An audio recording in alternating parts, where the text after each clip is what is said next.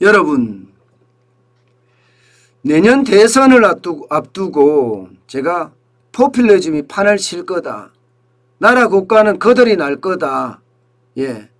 여기에다가 각종 기금들이고 국가가 쌓아왔던 그런 부들 있죠. 그런 부들이 다 망가질 거다. 제가 그렇게 예상을 했었습니다. 그런데 내년 예산을 보니까요. 그 말이 현실화되는 것 같아요. 완전히 대한민국의 어떤 판 자체를 저는 뒤집는 것 아니냐 이런 생각까지 들 정도입니다. 여러분, 대한민국의 판을 뒤집는다. 이것은요 어쩌면요 엄청난 충격이에요. 그 명분이 말입니다. 여러분, 이거예요. 세수. 내년 국세가 많이 들어온다. 내년 국세가 많이 들어온다. 이런 예상 하에서 말입니다. 내년 예산을 엄청나게 짜고 있어요. 엄청나게.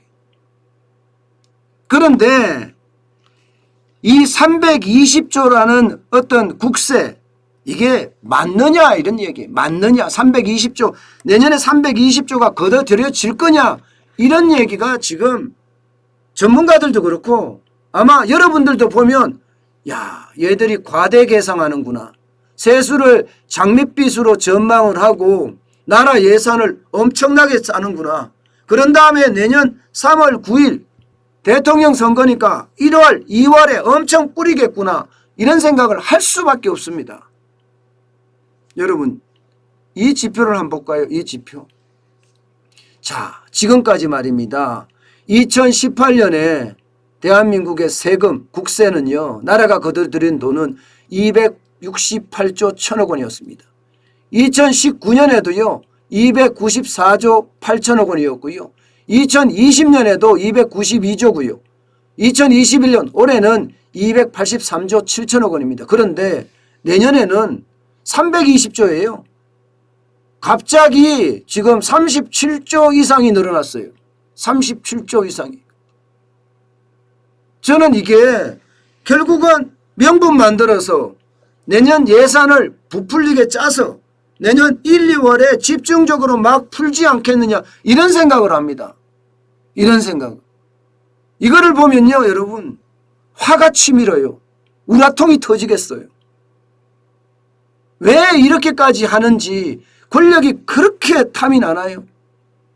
왜 권력을 이렇게 화신처럼 이렇게 구나요? 저는요 이 권력 때문에 결국은요 망가지지 않겠느냐 이런 생각도 해봐요. 여러분, 국세는요 올해가 283조 7천억 원인데 이거보다 12.8%가 늘어나서 12.8%. 그러면 내년에는 여러분 세금 폭탄이 기다리고 있다는 이야기도 됩니다. 세금 폭탄이. 1, 2월에 엄청나게 뿌려대고 그 다음부터는 공시지가 펑펑 올려서 세금 마구 걷어들이고 말입니다. 법인세 지금도 높은데 또 올려서 마구 걷어들이고 이런다는 이야기가 되는 건가요? 그러면 여러분 재산세니 종합부동산세니 할 것 없이 세금이란 세금은 몽졸이 오른다는 그런 결론에 도달할 수밖에 없습니다.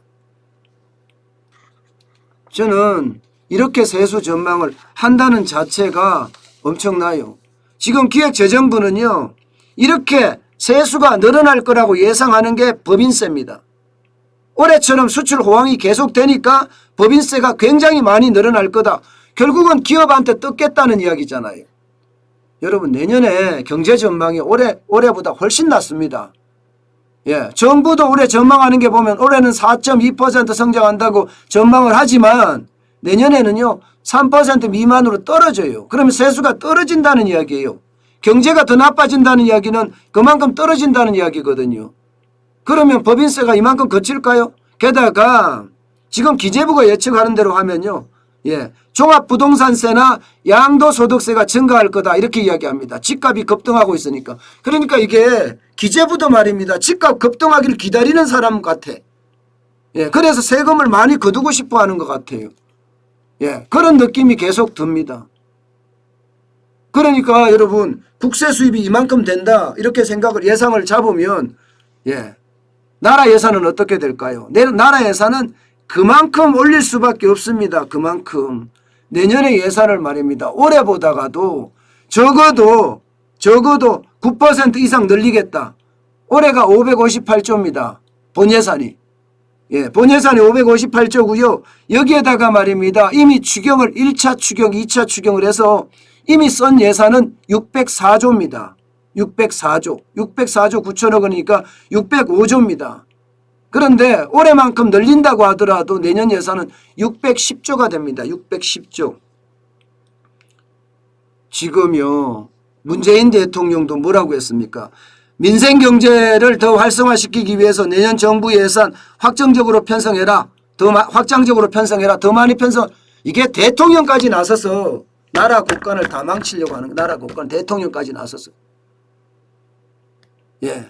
저는 당에서야 정치를 하는 사람들이니까 그럴 수 있다고 하지만 나라의 지도자가 전 세계가 전부 다 이제는 축소 테이퍼링을 한다.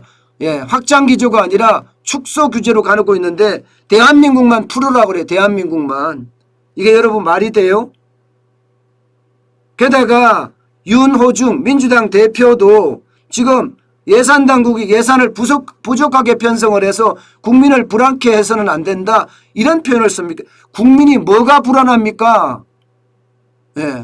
윤호중 대표는 기가 없나요? 그들은 듣고 싶은 것만 듣나요?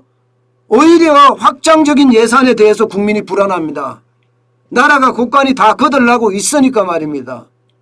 여러분 이 정도 예산이면요. 여러분 한번 생각을 해보세요. 박근혜 대통령 때 예산이 얼마였습니까? 2017년 예산이 얼마일까요? 400조예요. 400조요. 400조란 말입니다. 그러면 400조였는데 지금 610조가 된다 그러면 여러분 50%가 넘게 늘어나는 겁니다.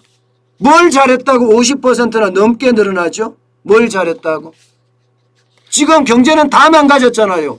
그런데 나라 예산은 50%가 늘어났습니다. 그러면 이거는 무슨 얘기예요? 나라 예산은? 이거는요 여러분 경제는 개판으로 만들고 돈만 갖다가 계속 뿌린다는 결론이 생기는 거예요. 돈만 갖다가 50%나 늘어났으니까요. 50% 더 늘어납니다 지금. 박근혜 대통령 말기 2016년에는 2017년만 하더라도 400조대예요. 400조. 그런데 610조가 되니 이게 말이 됩니까 여러분? 그래서 제가 제목을 마지막 1원까지도 살포한다 이렇게 잡은 거예요. 마지막 1원까지도. 이게 여러분 상식적으로 이해가 되려고 그러면요. 예를 들어서 GDP가 굉장히 늘었어요. GDP라는 게 우리나라 국민이 한 해 동안 생산하는 총액이잖아요. 이게 많이 늘었어.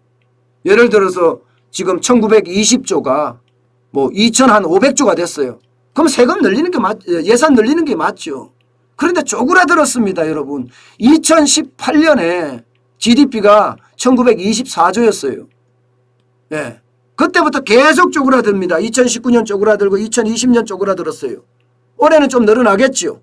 지금 수출이 많이 늘어나는 모양새를 보니까 좀 늘어나겠지만 전체적으로는 다 쪼그라들었단 말입니다. 그런데 예산은 지금 50%가 늘어났다. 여러분 50%가 말이 50%지. 여러분 생각을 해보세요.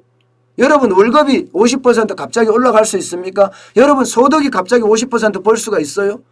누구 말만 따나 도둑질하지 않고는 갑자기 올라가는 건 불가능합니다. 위기 때 굉장한 큰 위기 때 기회를 잡아서 50% 뭐 100% 올라갈 수는 있지만 요즘 같은 때 계속 위기가 계속 와중인데 어떻게 올라가요? 그런데 나라 예산은 50%까지 올려서 국민들에게 그만큼 부담을 지우게 한다는 건 어쩌면요. 어쩌면 참 나라가 창피합니다. 나라가. 그만큼 부채가 계속 늘어날 수밖에 없어요. 내년에 말입니다. 세수가 펑크 나잖아요. 앞서 제가 보여드렸던 그 세수 있잖아요. 만약에 이 세수가 펑크 난다고 쳐요. 320조가 펑크가 나요. 그러면 어떻게 될까요? 나라 부채는 폭등합니다. 나라 부채는. 나라 부채는 계속 올라갈 거예요. 여러분 보세요. 2015년, 2016년에 626조 9천억 원이에요. 626조 9천억 원. 2021년에 963조 9천억 원입니다. 그럼 얼마 차이 납니까 이게? 그냥 단순하게만 계산하더라도 거의 한 300조가 340조가 넘게 차이 나네. 340조. 나라를 완전히 다 말아먹었잖아요. 이대로 가잖아요. 내년 1, 2월에 돈 풀고 이러면요. 내년에 누가 정권을 잡든지 누가 대통령이 되든지 진짜 나라 경영 힘들어질 거예요. 쓸 돈이 없어요. 쓸 돈이. 계속 돈 찍어서 써야 돼. 돈 찍어서. 게다가 복지 비용 엄청나게 늘려놨습니다. 엄청나게. 복지 비용 엄청나게 늘려놓을 수밖에 없는 게 문재인 정부의 어떤 돈 풀기, 돈 퍼주기 어떤 기조예요. 복지 비용은 법으로까지 지금 다 만들어놨기 때문에 이것은 어떻게 줄일 수가 없어요.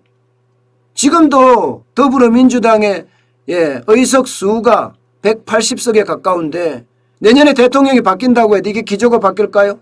지금은요 경제정책을 정부에서 경제정책 하는 게 아니에요. 청와대에서 경제정책을 하는 게 아니에요. 민주당에서 경제정책을 합니다. 법률로. 말도 안 되는 법률 만들어서 계속 통과시켜가면서 말입니다. 입법 독주로 경제를 망치고 있어요. 지금 이대로 가면 내년에 누가 하더라도 이게 쉽지 않은 그런 경제가 될 거다. 저는 그렇게 지금 읽고 있습니다. 그 어느 때보다 여러분 나라 경제가 빚더미로 점점 커지는 것, 이것은 어쩌면 세계 경제 추세에서 우리가 경쟁에서 밀리지 않을까 하는 그런 우려감까지 들고 있습니다.